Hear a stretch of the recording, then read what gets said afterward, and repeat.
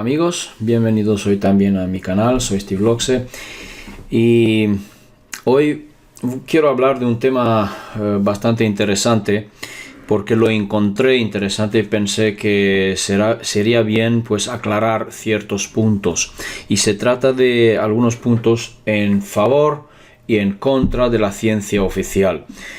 A ver qué ocurre, porque últimamente encontramos en internet y en muchas partes, sobre todo en cuestiones del despertar de la conciencia y en este mundo, digamos, donde nos encontramos ahora mismo con la espiritualidad aplicada, con la física cuántica y con muchas otras cosas, que encontramos críticas bastante fuertes y podría decir pues acusaciones de que realmente la física oficial no es del todo correcto, y admito que hay muchos puntos que no es correcto, o que la ciencia oficial pues que se equivoca, etcétera, etcétera. Entonces yo encontré en la historia de la psicología, por ejemplo, porque se trata de una psicología científica, quiere decir aplicando el método científico, y también lo que encontré en biología y, por ejemplo, en la teoría darwinista.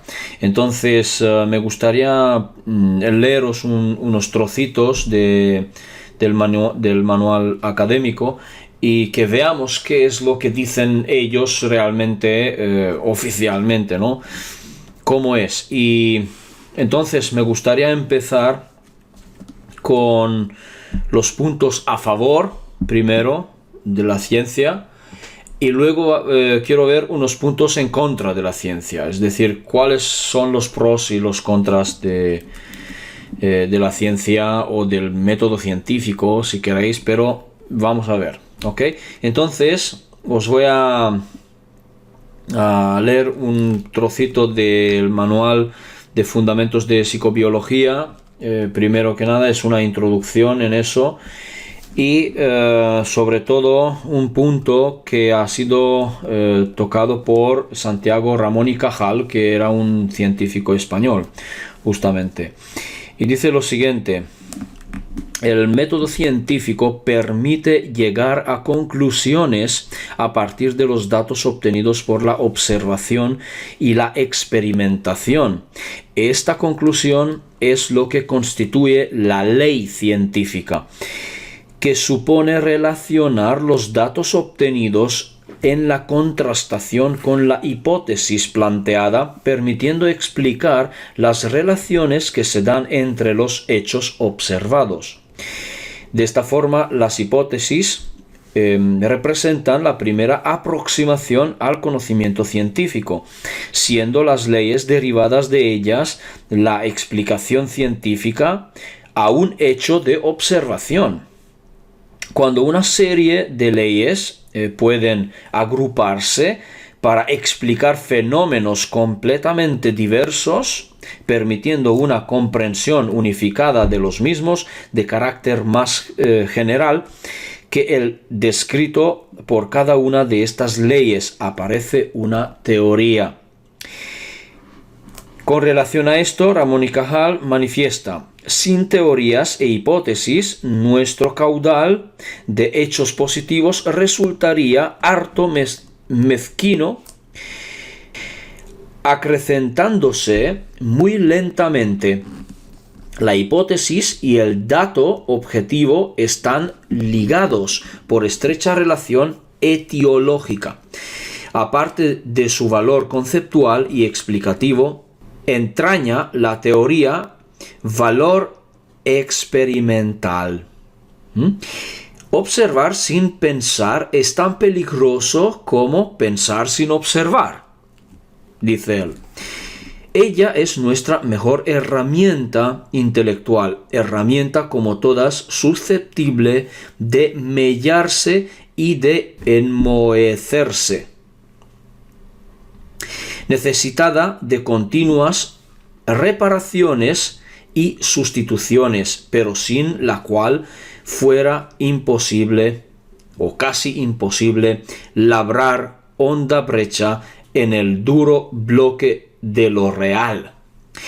Por lo tanto, la explicación científica se articula de una manera extremadamente flexible, constituyendo un cuerpo de conocimientos obtenidos mediante el método hipotético deductivo. Realmente esto es lo que se llama método científico, hipotético deductivo. En ciencia no hay dogmas, porque el conocimiento científico siempre es provisional, ¿ok? Y susceptible de revisión cuando nuevos datos u observaciones reemplazan a los planteamientos existentes. Muy bien. Aquí luego nos explica muchas estrategias de investigación aplicando el método científico y bueno, explica pues en diferentes, digamos así, entornos, qué es lo que es más conveniente utilizar, cuál método, cómo se diseña, etcétera, etcétera. Entonces esto se estudia, estos métodos se estudian, se enseñan, etcétera, etcétera. Vale, voy a saltar un poco a la página 112. A ver. Muy bien, y aquí dice lo siguiente. Esto ya es sobre la evolución. Y ya sabemos que realmente la evolución, más o menos, o sea, la darwinista en concreto, es falso. ¿Por qué? Porque no ha sido demostrado realmente. Pero sí que Darwin descubre algo, que el fenómeno de la evolución existe, y con esto estoy de acuerdo, es decir, existe un fenómeno de evolución a través del tiempo, la adaptación de la especie, la especiación, es decir, que aparece una nueva especie a través de la adaptación, pero lo que contiene el ser humano es que no, ¿vale? Es decir, nosotros, seres humanos, no hemos venido aquí a la Tierra o no hemos aparecido a través de la evolución del mono, por ejemplo. ¿Ok? Ya sabemos la historia y ya conocéis mis vídeos. Pero vamos a ver qué dice sobre esta teoría de la evolución, por ejemplo. Vamos a ver, dice, pero la idea trascendente de la vida y el origen especial que muchas personas atribuyen al hombre hace que los detractores de la teoría de la evolución sigan esgrimiendo hoy en día inconscientes argumentos ajenos al ámbito científico, pues ningún hecho empírico ha permitido refutar o falsar la teoría de la evolución. ¿Por qué? Porque no ha habido ocasión, ¿okay? No han habido pruebas antes. Ahora ya hay pruebas. Entonces esto se tendría que reescribir. Y dice así, o sea que sí, ningún hecho empírico ha permitido refutar o falsar la teoría de la evolución, ni sustentar el desarrollo de una teoría científica alternativa. Uno de los argumentos esgrimidos en su contra es que esta teoría no está plenamente demostrada, como dije. Sin embargo, este argumento carece de sentido, ya que eso es algo que le ocurre no solo a la teoría de la evolución, sino a todas las teorías científicas, pues todas están en mayor o menor medida a falta de ser corroborada, en todo espacio y tiempo, pero no por ello pierden su valor predictivo, explicativo y de aplicación al universo conocido. Claro, universo físico. Está clarísimo, ¿sí? Otro tipo de críticas se sustentan en meras opiniones que, como en el caso de creacionismo o su nueva versión reeditada bajo el título de diseño inteligente, no se apoyan en hechos empíricos, sino en creencias religiosas. Y también ya sabemos que todas estas creencias religiosas también son falsas. O sea que ni uno ni el otro es verdadero. Claro, porque nos han engañado desde el principio. Entonces dice, para muchas personas la fe da esperanza y trascendencia a la vida humana, pero estos sentimientos y creencias pertenecen al ámbito privado y subjetivo. Las opiniones sirven para el debate ideológico, pero no para el científico, en el que solo los hechos objetivos y verificables por observación y experimentación son los que cuentan. Aquí únicamente a ellos nos atenderemos. Otra fuente de crítica o mala interpretación de la teoría de la evolución se sustenta en el mero desconocimiento de la acepción que se da en el ámbito científico a los términos evolución y teoría. Así, en el término evolución, por sus amplias acepciones, cambio, transformación, marcha, crecimiento, orientación, progreso, dirección o tendencia, etc., lleva a algunas personas a darle a la evolución una errónea interpretación finalista, es decir, que tiene un fin. Sin embargo, en el contexto de la teoría de la evolución, el término evolución se utiliza para describir el cambio en la diversidad y adaptación de las poblaciones de organismos o la transformación de unas especies en otras, y nunca para poner de manifiesto una idea de progreso, orientación, dirección o finalidad. Nada más lejos de ello. La selección natural, como luego veremos, es totalmente oportunista. El término teoría también es mal interpretado en este contexto cuando se le da su acepción vulgar, es decir, con la que designan afirmaciones especulativas no corroboradas empíricamente, algo parecido a lo que en ciencia se conoce como hipótesis. Sin embargo, en el contexto científico, una teoría es un enunciado explicativo y universal, sustentado por un conjunto de leyes científicas que sirven para relacionar determinado orden de fenómenos. En este ámbito, la teoría de evolución es un conjunto de leyes matemáticas y funcionales que nos sirven para explicar la diversidad de seres vivos y su causa.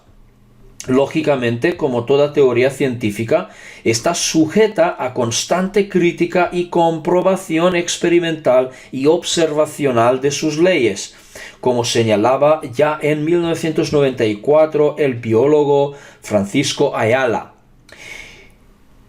Y dice, el origen evolutivo de los organismos es hoy una conclusión científica establecida con un grado de certeza comparable a otros conceptos científicos ciertos, tales como la redondez de la Tierra, la rotación de los planetas alrededor del Sol o la composición molecular de la materia. Este grado de certeza que va más allá de toda duda razonable, es lo que señalan los biólogos cuando afirman que la evolución es un hecho. El origen evolutivo de los organismos es un hecho aceptado por los biólogos y por todas las personas bien informadas sobre el asunto.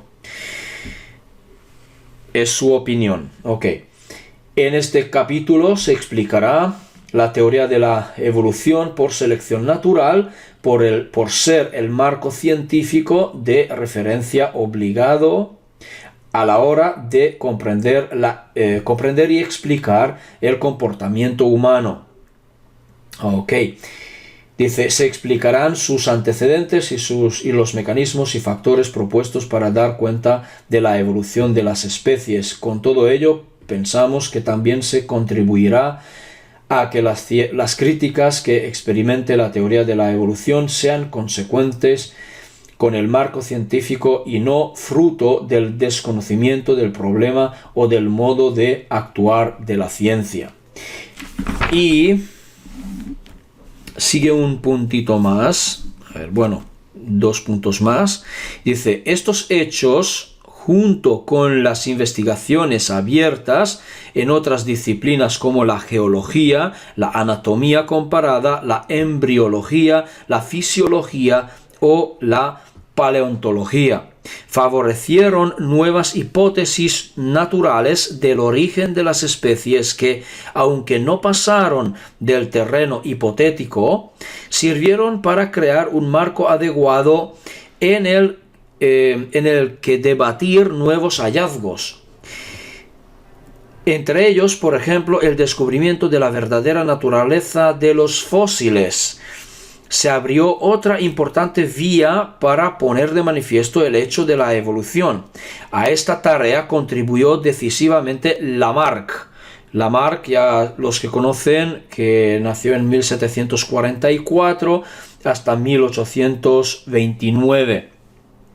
En realidad, pues Lamarck tenía una teoría sobre el uso y desuso de los órganos, digamos así. Por eso algunos pues se atrofían, algunos órganos se atrofian, otros órganos se desarrollan. Entonces esto ha sido falseado por Darwin, justamente, esta teoría. Y dice, a esta tarea contribuyó decisivamente Lamarck al descubrir que entre los restos fósiles también se encontraban especímenes similares a las especies actuales y que, por tanto, en contra de los planteamientos de los creacionistas, la continuidad de la vida en la Tierra era una realidad y ninguna catástrofe la había hecho desaparecer en ningún momento de la historia. Y aquí en paréntesis nos dice otro punto interesante, dice, el registro fósil volvió a poner en serios problemas la tesis creacionistas. Primero, porque indicaba que en otro tiempo hubo especies que desaparecieron y que la Biblia nunca describió. Por otro lado, si esgrimían la hipótesis de que eran consecuencia de grandes catástrofes pretéritas, desacreditaban la historia bíblica de Noé, por ejemplo.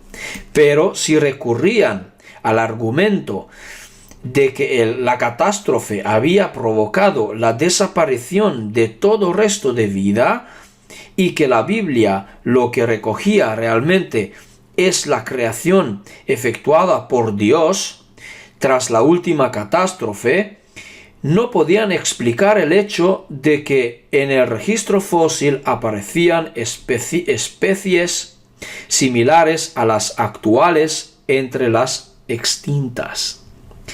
Muy interesante, realmente, es buen argumento, y realmente pasó eso. Entonces es que realmente la versión, digamos, bíblico o versión religioso no es cierto. Vale, entonces veamos otro punto más. A ver cómo ve. Sí.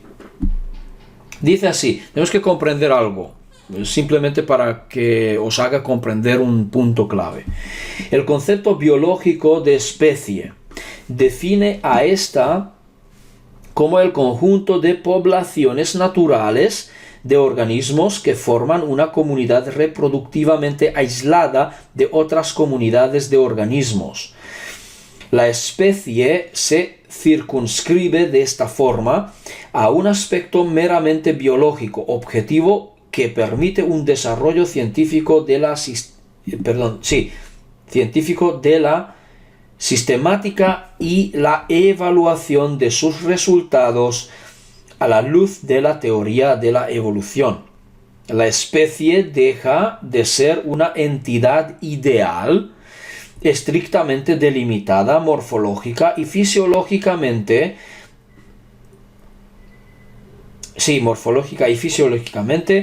y se convierte en un conjunto de variedades distribuidas geográficamente que reflejan las diferentes adaptaciones a los ambientes locales por los que se distribuye. Este enfoque de la realidad variada y dinámica de la especie lleva a poner de manifiesto, como veremos más adelante, la importancia del aislamiento geográfico como mecanismo de la especiación. Esto se refiere a que existen animales autóctonos a un lugar en concreto que no están en otro lugar de la Tierra, ¿vale? Por esto a esto se refiere que el aislamiento geográfico realmente contribuye al mecanismo de la especiación. ¿Ok? No puede aparecer en el norte una especie o la misma especie de animal que está, por ejemplo, en el Ecuador, ¿vale? Ok. Las barreras geográficas impedirían el intercambio de genes entre dos poblaciones de una misma especie. Si el periodo de tiempo que dura el aislamiento es suficientemente largo, las posibles adaptaciones a situaciones ambientales diferentes llevarían a la divergencia genética de las poblaciones aisladas geográficamente y con ello al aislamiento reproductivo y a la aparición de nuevas especies. Esto es lo que ocurrió exactamente en las Islas Galápagos. ¿Ok? Entonces, a lo que se refiere es que gracias a este aislamiento geográfico, si lleva mucho tiempo en este sitio y que aunque vaya a derivar de una familiar, digamos, de una familia conjunta, entonces la especie, digamos así, el grupo aislado se especia, digamos, ocurre una especiación.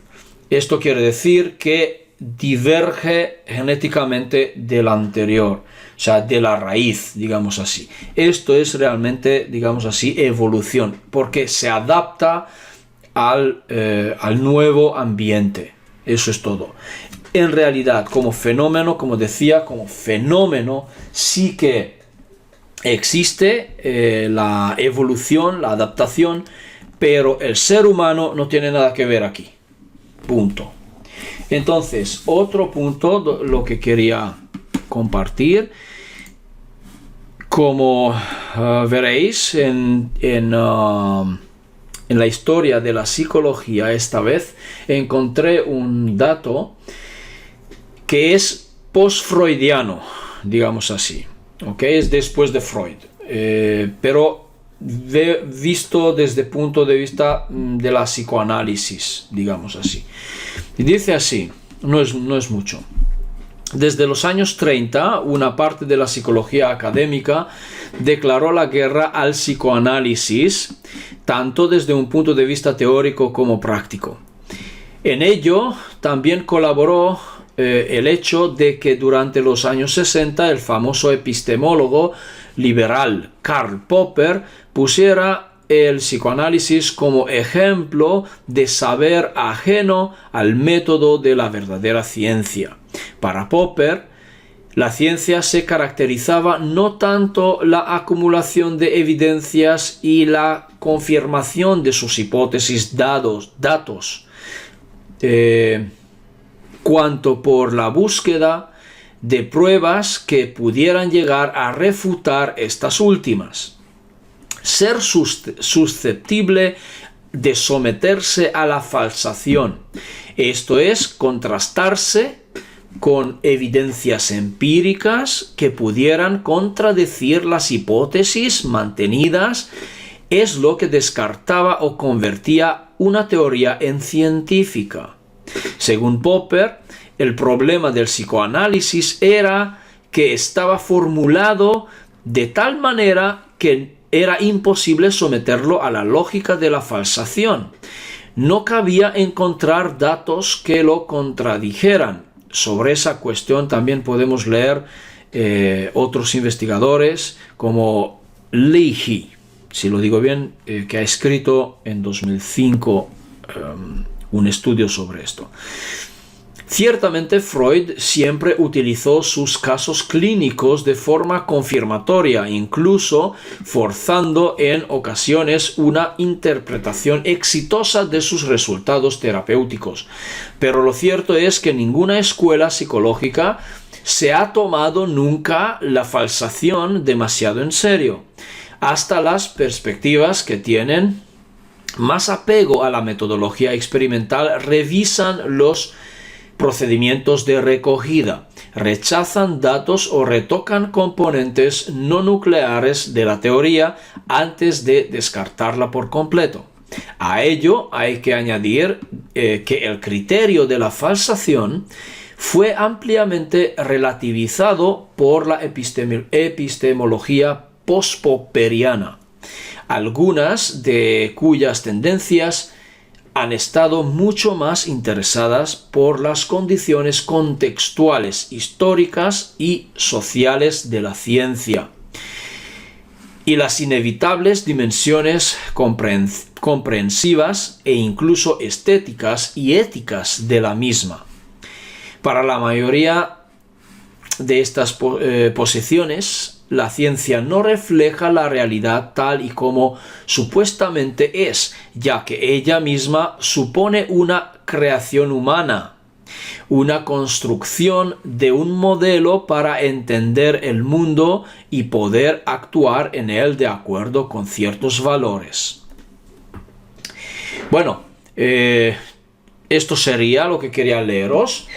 Sencillamente, entonces, resumiendo, quiere decir que el método científico en realidad es bastante riguroso, es decir, muy riguroso, y siempre se somete a la verificación. Siempre hay que, hay que crear unos diseños de, por ejemplo, de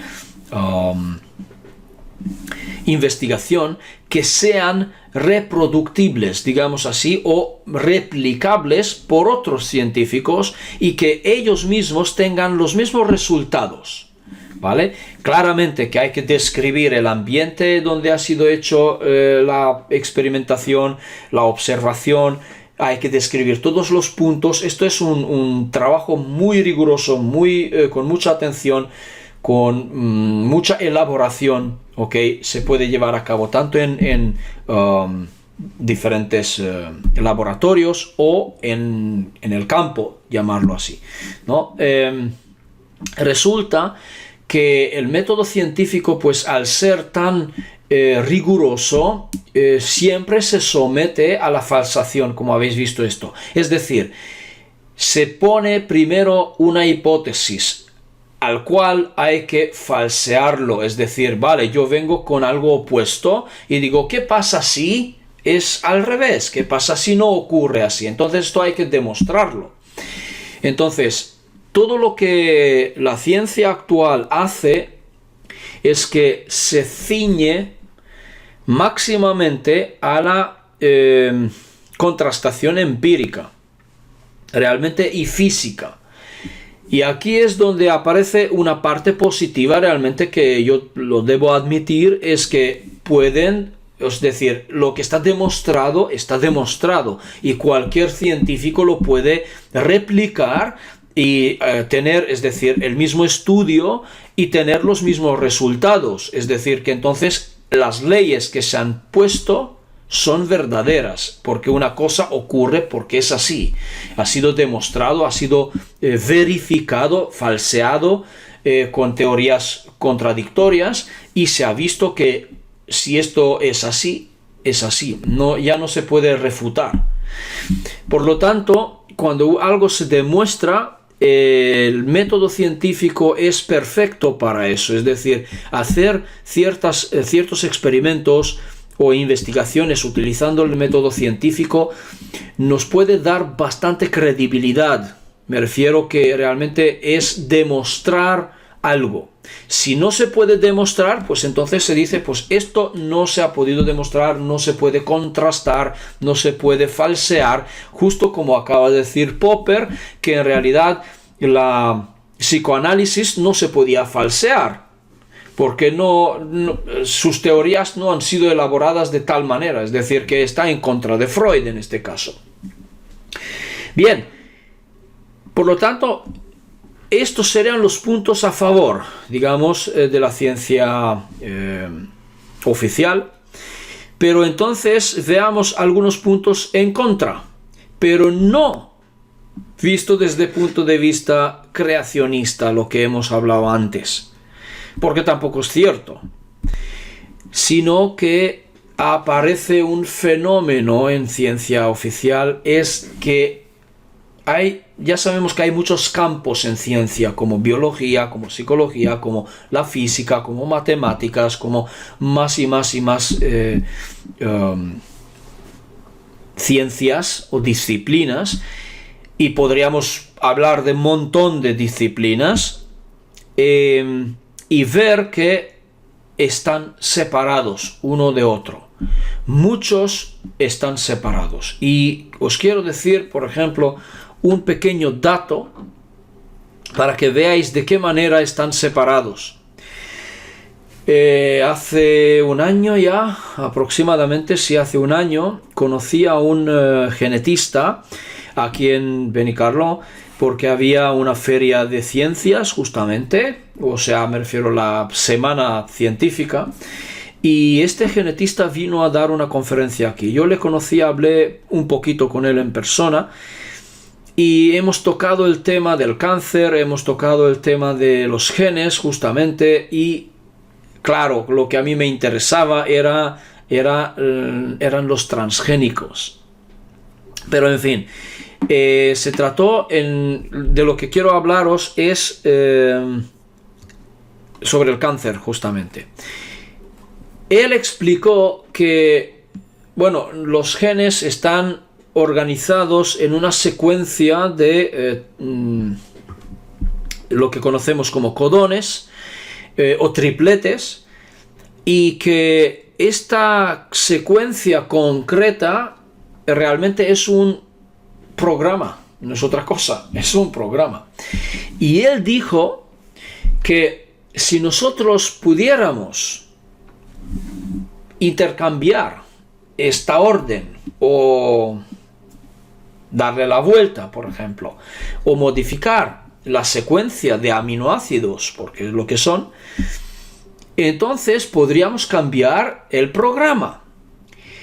Pero dice él que pues está éticamente incorrecto. La ley prohíbe tocar el genoma humano, por eso lo que hacen es investigar con animales. Claro.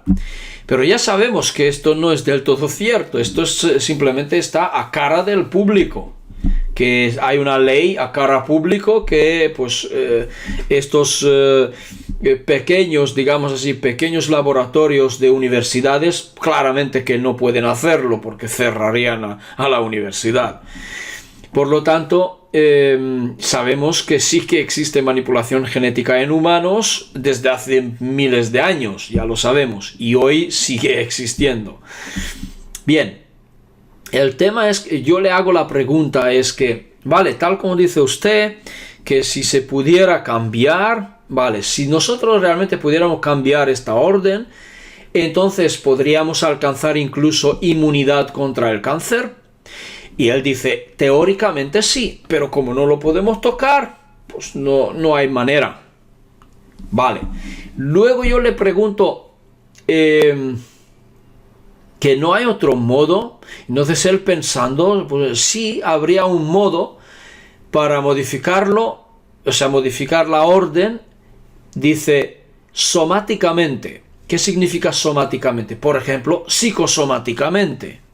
O mecánicamente hablando, a través de pues enviar información vibracional al ADN, ¿sí? Él dice somáticamente se podría cambiar. Entonces yo dije, vale, y entonces ¿por qué no intentar, no sé, crear algún método de transmitir la información vibracional, no sé, al genoma y que haga el trabajo él mismo, porque puede hacerlo?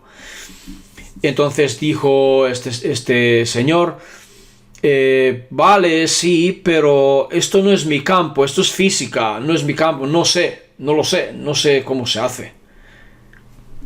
Y ya está. ¿Veis? Digo, entonces yo pensé, porque no se lo dije, pero yo pensé, pero ¿qué cuesta o qué costaría contactar con los físicos? E inventar un método, e inventar la forma de hacerlo, la forma de transmitir la información, hacer pruebas. Pero no, ellos no se contactan, ellos no hablan uno con el otro, es decir, las ciencias están separadas, están delimitadas, vale, tú te ocupas solamente con esto, tú te ocupas solamente con aquello. Esto es un punto negativo en la ciencia oficial, porque ellos no comparten ideas. La otra parte es la extrema ortodoxismo, podría decir, en las ciencias, porque ellos, al parecer, muchos científicos tienen la mente cerrada, aunque vayan a aplicar método científico, pero ellos no, digamos, permiten otras ideas, porque simplemente al escucharlo descartan como que esto no es científico. ¿Vale? Entonces, sencillamente no se ocupan con ello. Vale, digo, es una opinión, pero el problema es que también muchos científicos tienen un ego muy elevado, entonces no permiten nuevas teorías que entren, no permiten que alguien cambiara su teoría, porque entonces resultaría que él se equivocó. Entonces su reputación pues caería en picado. Por eso no permiten digamos así, la contaminación de sus teorías, por ejemplo.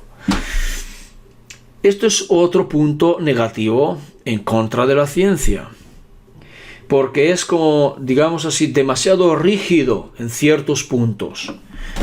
No es suficientemente flexible, aunque está diciendo también aquí que es susceptible a, ya veis, falsación, a replicación y a más cosas. Entonces, realmente, aún así me parece bastante rígido. O simplemente es que son las personas que son rígidas, no el método en sí, ¿vale? Mejor podríamos verlo desde este punto de vista. Bueno, en fin. Y hay aquí un ejemplo muy bueno que ciertos científicos, digamos así, más... ¿cómo los llamaría yo? Pseudocientíficos, no sería tampoco correcto, porque sigue siendo ciencia, ¿ok? Porque ha sido contrastado, ha sido verificado en laboratorio, ha sido... ¿vale? Entonces, no se llamaría pseudociencia. Pseudociencia sería una ciencia falsa, es decir, que no es ciencia, ¿no? Pero sí que es ciencia. Si hablamos de física teórica, allí no hay nada demostrado, digamos así, de momento, o sea, bueno, muy poca cosa. Lo que podría considerar lo que consiguió Jaramein a demostrar en cálculos matemáticos, pero tampoco está verificado en términos físicos, es decir, que realmente observar la ocurrencia de un mecanismo cuántico. Solamente es teoría de momento, aunque es bastante plausible. Veamos una cosa. Seguramente que todos vosotros conocéis al biólogo celular Bruce Lipton, que realmente en laboratorio, en trabajos de laboratorio, de experimentación, ha contrastado el hecho de que realmente la célula se adapta al ambiente. De esta misma forma demuestra que realmente el cáncer ocurre gracias a una mutación genética que no es otra cosa que adaptación al ambiente. Es decir, si el ambiente es ácido, la célula intenta sobrevivir y se adapta a su nuevo ambiente del organismo. Pero al mismo tiempo demuestra también que si este mismo organismo, este mismo entorno vuelve a cambiar, pues la célula vuelve a adaptarse, es decir, que vuelve a mutar. Por lo tanto, dice que también intervienen aquí las emociones. Y ya conocéis, supongo, sus teorías de que realmente el pensamiento y las emociones son más poderosas que los medicamentos. Es lo que él sostiene. Y claramente que esto ya sí que ha sido demostrado en muchas ocasiones y contrastado con resultados clínicos. Pero a pesar de esto, la ciencia oficial no acepta ciertas cosas, simplemente acepta ciertos fenómenos, digamos así, como el fenómeno placebo o el fenómeno nocebo, ciertos efectos psicosomáticos. Sí, los acepta porque ha sido contrastado. Pero en cambio no acepta del todo de que nosotros somos capaces de autosanarnos, por ejemplo. Y esto es un problema cuando realmente ya ha sido demostrado esta capacidad, digamos, psíquica del hombre, del ser humano. Entonces, esto es como que la ciencia oficial se encierra a las cosas que no entiende, que no sabe explicar, que no sabe contrastar. Entonces, se aparta de estos resultados, si queréis. Y esto es un punto negativo. Por lo tanto, lo que yo considero es que se tendrían que unificar las ciencias, hablar uno con el otro, conocer más aspectos. Un científico no solamente debería ocuparse con su ramo de investigación, sino que debería ocuparse también o estudiar un poco más cosas, diferentes cosas, porque realmente muchas ciencias dicen grandes verdades.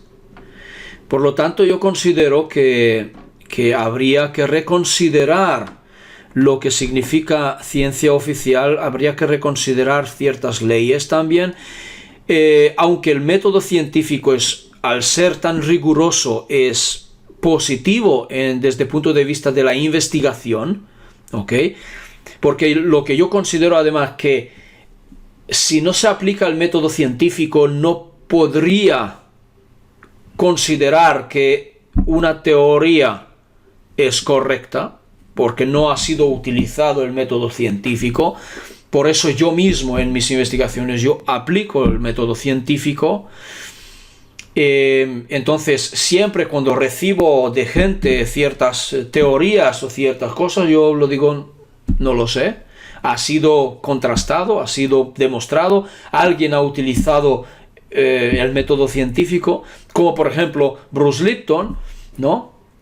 En este caso, es decir, como por ejemplo muchos físicos cuánticos, podría enumerar varios, Alan Wolf, por ejemplo, incluso Michio Kaku, sí, es bastante bueno. Hay un problema con Stephen Hawking, que ahora últimamente está cambiando sus teorías, pero podría mencionar por ejemplo a John Hagelin, por ejemplo a Leonard Susskind, a través de cual ya sabéis que yo he estudiado la física cuántica, y a muchos otros podríamos nombrar, y a otros científicos, digamos así, que no pertenecen a la comunidad científica, como Haramein mismo, como Dan Winter, como otros tantos, ¿sí? Y resulta que en realidad, pues estos, justamente al tener la mente más abierta, digamos así, elaboran teorías, o incluso en física teórica, por eso se llama física teórica, porque de momento no hay contrastación. Pues sencillamente, al parecer, esta gente es más espiritual, es más libre pensador, y permiten digamos así, la entrada de nuevos pensamientos, de nuevos enfoques que se pueden aplicar, cambiar el forma de pensar. El mismo Haramein lo está promoviendo, este cambio de enfoque en las personas, y realmente se podrían obtener mucho más datos. Claro, aparece el problema de la financiación de ciertas, digamos así, investigaciones, ¿no? Ya sabemos que, por ejemplo, en España también el presupuesto para la investigación ha sido recortada. Entonces los investigadores españoles, pues poca cosa pueden hacer, porque realmente las investigaciones cuestan mucho dinero, tiempo, dedicación, no os explico, ¿vale? Entonces, aquí estamos. Es decir, que hay muchos pros, hay muchos contras, ¿vale? Pero es lo que yo creo que se tendrían que unificar las ciencias y se tendrían que abrir las mentes un poco más y empezar a probar nuevas técnicas, y como en el tema de lo que os dije del genoma humano, pues sencillamente pues contactar con los físicos, inventar un nuevo método de cómo transmitir a la célula o al genoma, al ADN, la información vibracional de qué es lo que quieres que haga. Entonces él se modifica él mismo, porque muta. La célula puede mutar genéticamente. Pues eso, entonces hay otro problema. La época de New Age. La época de New Age es un peligro realmente. Lo que yo considero es que tenemos que tener mucha atención y mucho cuidado, porque hay mucha desinformación. Entonces, teorías que aparecen de la nada, como que que esto es así, esto es asá, no, ni de cerca, ¿vale? Las cosas son muy, no sé, gente que tiene la mente muy descansada y no sabe hacer otra cosa que inventarse las cosas. Entonces realmente os atraigo la atención que por favor no os creáis todas las bobadas que hay en el internet. Por favor. Hay que pensar abierto, sí, pero no hay que ser ingenuos tampoco, ¿vale? Entonces, hasta que no tengamos la posibilidad de demostrar algo, contrastar, observar, medir realmente, medir algo y luego falsearlo si quieres, o luego replicar, ¿sí? Los datos, yo no me lo tomaría en serio, ¿ok? Se quedaría allí pendiente como una posibilidad, pero no me lo tomaría en serio para decir, esto es lo que hay. No, ¿vale? Bueno, pues solo eso, atención, entonces, y seguimos adelante, ¿ok? Pronto voy a venir con novedades, ¿de acuerdo? En tema de investigación y en tema de demostrar algo empíricamente, y a lo mejor voy a pedir vuestra colaboración, el que quiera participar en esta investigación, ¿vale? Muy pronto voy a publicar un vídeo y os explico de qué se trata y os gustará, ¿vale? Bueno, pues sin más, nos vemos en el próximo. Un fuerte abrazo.